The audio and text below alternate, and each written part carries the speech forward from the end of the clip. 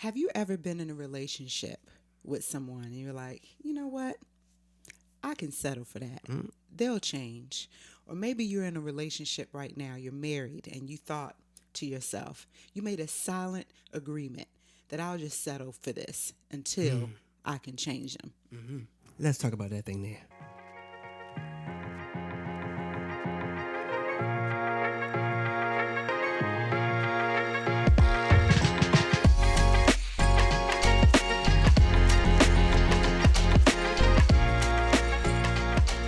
Welcome to the Then Comes Love podcast. We are your hosts, Yes. Wendell and Anidra. And we've started this podcast because, again, we'll say it over and over again. We get into marriage, we get into relationships, because we love someone. We think we know what love truly is. But when that love has been tested, and when you see how God has been so faithful to you and how his love is unconditional towards us, you really start to realize, wait a minute, that's what love is. And when you understand the Father's love and how much he loves us unconditionally, then you're like, okay, that's the kind of love I need to have toward my spouse. So when we're talking about, love, we get in these long-term relationships with people that we're dating, that we love, or we get married to our spouse. We love them and we begin to, because out of that love, we begin to, I'm going to use the word, settle for things that we shouldn't necessarily settle for. So are you settling or are you just ignoring? I think it's a little bit of both. Okay, well, I mean, I know a lot of times, I know you talked about in the past about ignoring the red flags, but sometimes, these boxes, we talked about checking the right boxes. We talked about that a few weeks ago. But out of all the boxes, maybe one box is not checked, and you figure, hey, that's good enough. But, there's levels to this, because sometimes, is he a good man, or does he love God? That's like a huge box. A lot of boxes that people, I found out that's the box that people are willing to settle for the most. That's the one where they'll ignore the red flag. He's a good man. So. Let's back up before we even get there. We were talking about this with somebody the other day about how in the beginning, yes, when you're dating somebody, before the love is there, no, the love is there because the attraction's there. The attraction is there, but the love is there because when you're in the dating phase, in the beginning phases, maybe not the beginning. Let me get to my point. You're a little bit more flexible. You're willing to do. That is true. The love is there, but it's new. It's fresh. And you're flexible. I'll do anything you ask me to because it's new. It's fresh. I'm more flexible to say I'll go to church with you if I don't normally go. I feel stuff all up in here, all in my chest. Yeah, I'll go to church and I don't normally go. I'll go to your parents' house because I'm trying to get you. Yeah, I'll do all of those things. But then once you start to settle in, when the love is not fresh anymore. You're not putting on no more either. Exactly. You know what I'm saying? You might not have that bonnet no more. Yeah. Oh, what is that bonnet? What is this? You wear around your waist to make yourself look small. A waist cincher? A girdle? Girdle. That's what. A body? You ain't got that. But I'm just saying. No, I don't. But I'm saying. I guess what I'm trying to say is you get comfortable. You might take the eyelashes off. Or you know what I'm saying? He may belt you past gas or things just change. You know what I mean? And he don't feel like going to church no more. Yeah, it's not. It never was a priority. Yeah, he'll do it in the beginning. Or she'll do it in the beginning because they're trying to get you. Right. Oh, and so, you feel like, yeah, you're a little bit more flexible in the beginning. So there are some things that we're okay with when we're dating, and then we turn around and get married, and we try to change that spouse. And I think that's the issue. Like, for instance, when you were dating him, he was drinking all the time. You didn't have a problem with it. Oh, I see. He was drinking all the time. It was no issues. You kind of wish he didn't have so much, but he's a good man. He's a good drunk. I will let it slide. And then a couple years in a relationship, he's still drinking. Okay. Then you get married and he's drinking, and now you're getting a little aggravated. You're aggravated that he drinks, and now you're getting on him about drinking. And he's so confused because I was doing that when we were dating. Time. And now you're giving him ultimatums. I'm going to leave you. This ain't going to work. And I'm like, whoa, you signed up for it, sis. Yeah, I mean, it was there in front of your face the whole time. And now it's a problem. Now you don't want to be married. And that makes no sense to me. You know what I'm saying? So I think sometimes we want a man so bad. We'll deal with the consequences Yeah, later. yeah, We want yeah. a woman so bad. We'll deal with the issues later. I want what I want now. And sometimes God is telling you this ain't the one, and it's just like, you know what? It don't matter. I want this to be the one. I'm gonna make this work. I'm gonna make this be the one. And you're fighting for something that you shouldn't be fighting for. It's not so much that you're settling, because God lets you have what you want. That's true. He gives us a choice. Even if it's not what you're supposed to have, he'll sit back and let you pick whatever you. I've seen it too many times. He'll let you have whatever you want, and even though it's not what you need, it's what you chose.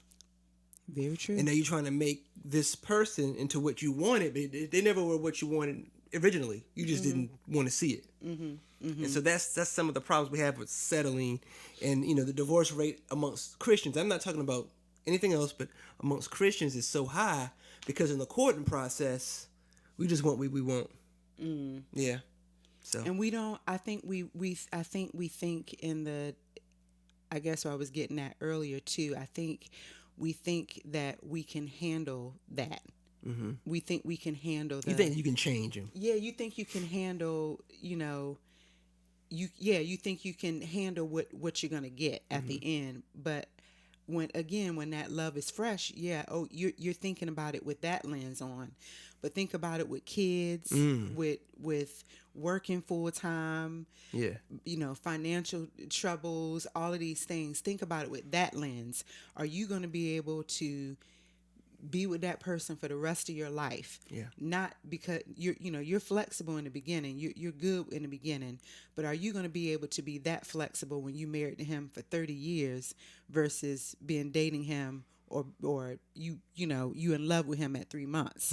3 months and 30 years, that's a big difference. Right. Now, I'm not saying that when we get married, we talk about this all the time, that you're not going to have issues. Guaranteed to have. None of us, you're not perfect, I'm not perfect. Sure, we do change, but you can't change them. Like, I can't change you. You're a grown adult. Right. If anybody's going to change you, it's going to be God. I can't do it. And so we're not saying that we're not going to evolve and we're not going to become these people, but we're talking about serious red flags. Like we think, like we use the example with church, like they'll go in the beginning and then, they're willing to be flexible with you. But then once you're married for some time, you want to still go to church, but they don't want to go. I guess the question is, how can you be married to somebody and you're going in two completely different directions? You're not on one accord at all. Right. You're not you're not on the same page. How can you be married to somebody and be going in completely The foundation is different. Yeah.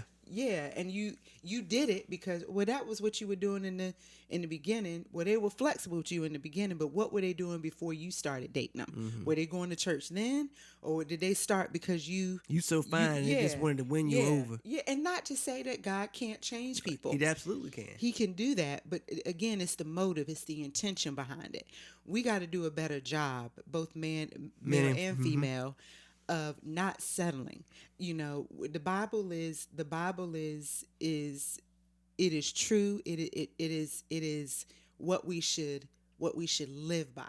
The instructions that are in the Bible, they are not take it if you leave it. Now you can, but you take it and you're doing that at your own risk. So, prime example, I'm thinking about, we talk to couples who don't believe the same thing spiritually. And then they wonder why they're having all of these issues. It's because you married her or him knowing that that's what they believed.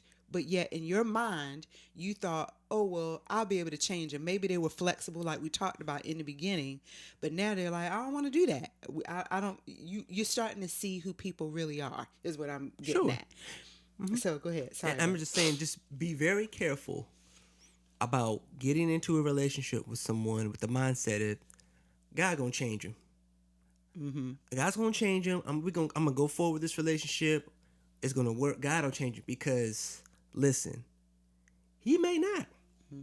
God isn't. God is not gonna force someone to serve Him. You could pray till you're blue in the face, but if that person's heart is not there and it's not what they want,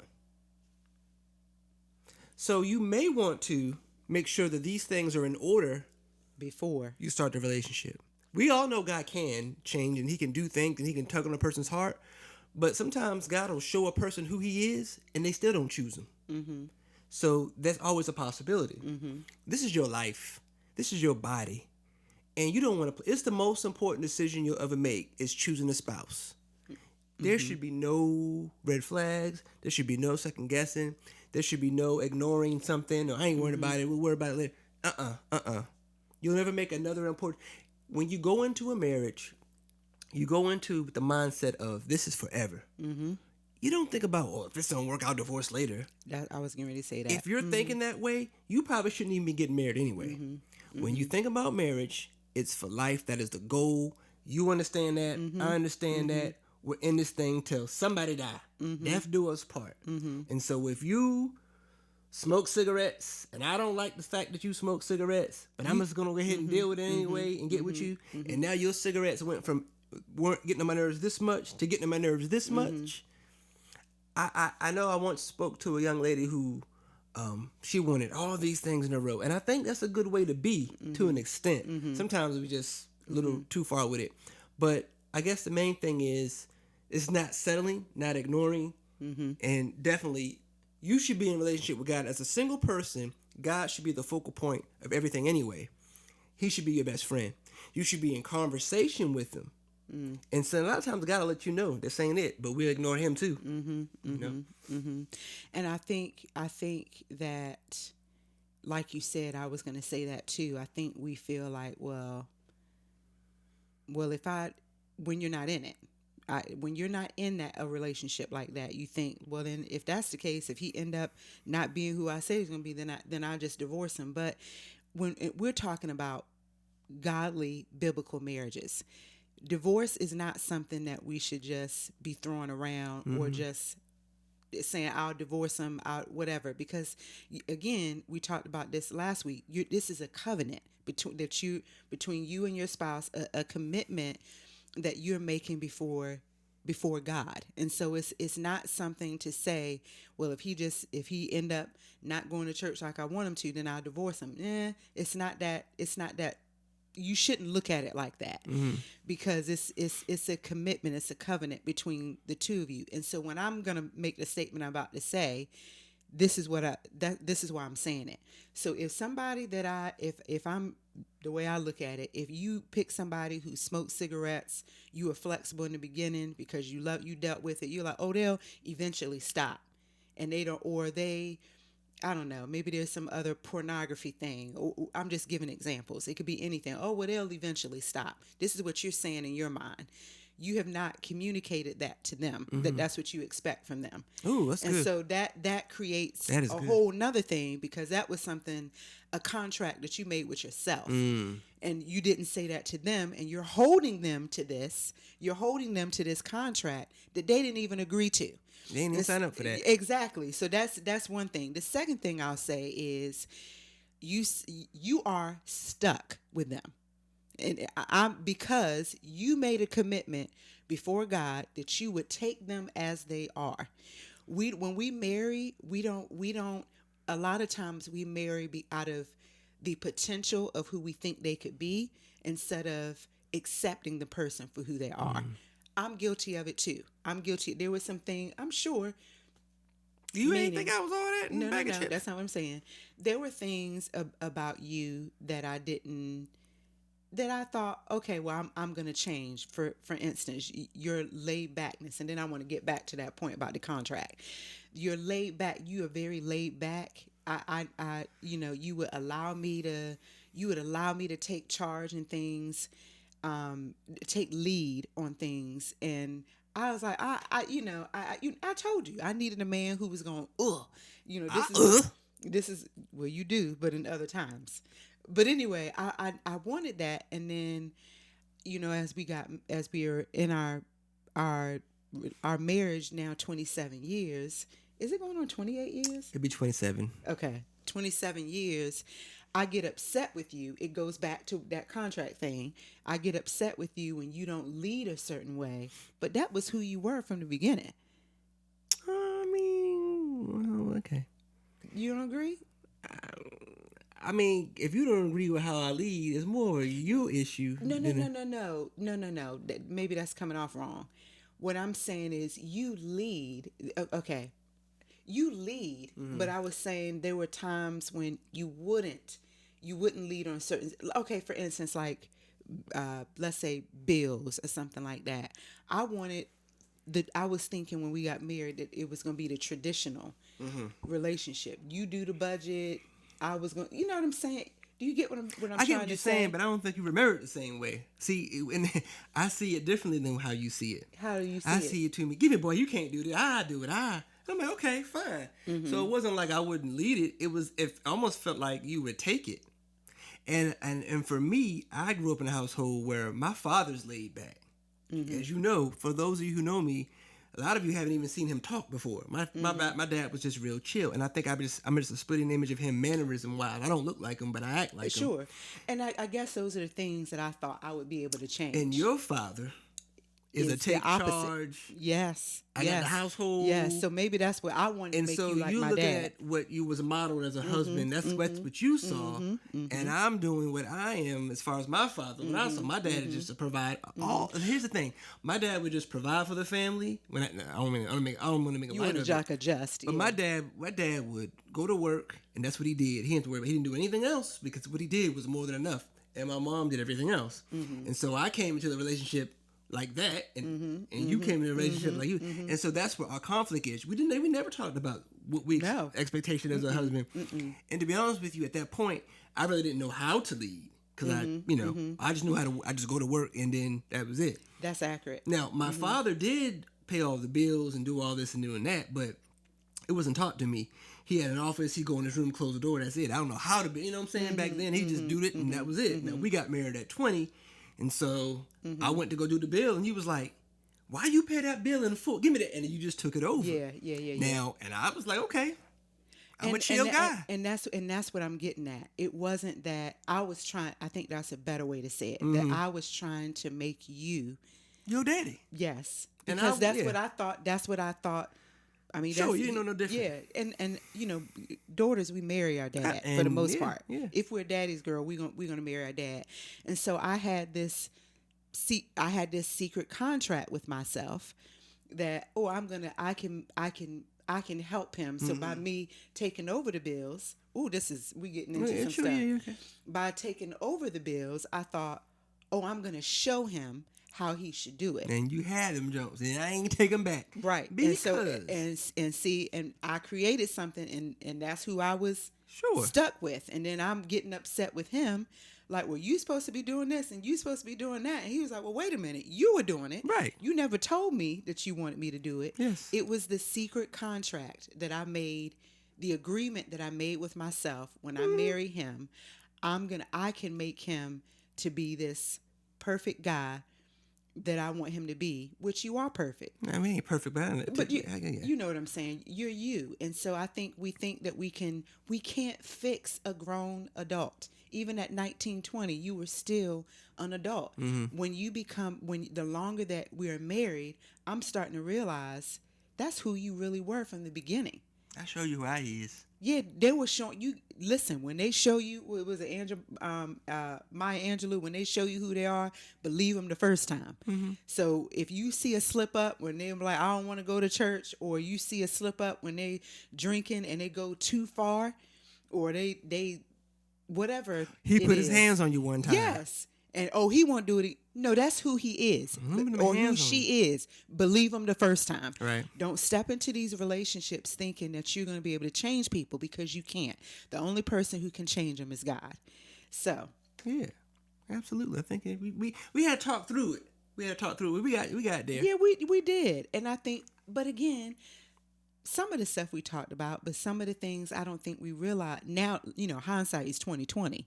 Now that we've been married for 27 years, we can see things differently than we did when we were married 1 or 2, 3, or dating sometimes.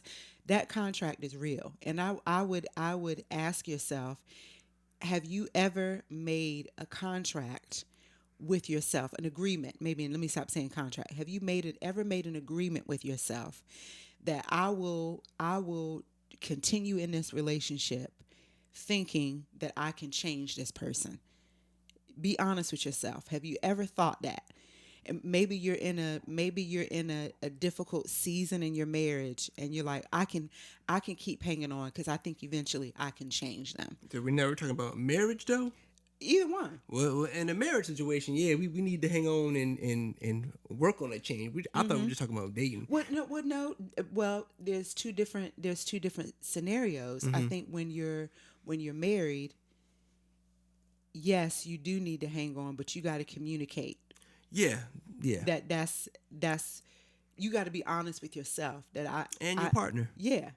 Now when you're dating, that's a whole nother thing. When you're dating, be as selfish as you need be. Look, this relationship is not working for me because. Now when you're married, that's when it's a whole different scenario. Now you're stuck, and now it's a whole different situation. But now you are single. You are dating.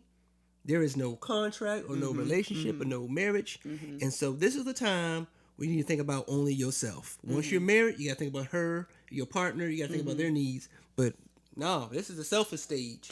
And if I'm honest, I do know couples who have settled and they were believers, and they were very honest with God that I'm settling. I love him, and I'm just gonna take him as he is. I can deal with this. They've made that vow, that inner vow, and they went through hell. Yeah, God just washed his hands with it. Yep. He's like, okay, that's what you want. He will bless that. If that's what you want, he'll bless that. But I they don't went bless through it, hell. Yeah. They went through hell. I mean, meaning he'll honor your decision. Right. So he'll honor your decision, but they went through hell. Now I will say, I've seen it with some of their partners. They actually did. God really did do a work around for sure. Yeah. But they went through hell to get there. And so I would just ask yourself if you are willing to go through hell to be with that partner. And there are couples that went through hell and they're not together. Yeah, but then here's the thing: you got kids who get involved. You got to. This is the decisions that we make. It is a domino effect. Yeah. It doesn't just affect you. There are families that are involved. There are feelings. There are hurt. There are hearts that get involved, and so it's bigger than just saying, I'm done with this. Because when you get kids in there, divorce is hard. I mean, I've seen it. Of course, we're still married, but I've had a front row seat to divorce and how it can affect families. I'm talking about kids not talking to their mom and not talking to the dad and not talking to each other. Yeah, I mean, just crazy. So it's not as simple as saying, "Oh, I'll just divorce them." That junk is hard. And it is crushing. I mean, you think it's so easy to say yes on the marriage license, but to write your name on a divorce decree, that ain't that easy. So I guess what we're trying to say, whether you're dating, whether you're married, and you're in that season of you're realizing that your spouse has settled in to who they were from the beginning. Yeah. And you realize, if you're honest with yourself, you realize the agreement that you made with yourself. And now you're like, now what? Well, the first thing we need to do at that point, once you realize that, you have to have a conversation with that spouse. You need to, first of all, you may have to say, like, I'm sorry. That I put Exactly. unspoken expectations on you that you weren't even aware of. And that's not fair. That's not fair to you, because you showed up with your real, authentic You self. honored everything you said you was going to be. You did everything you said you were going to be. And so... And I came with those. So you got it.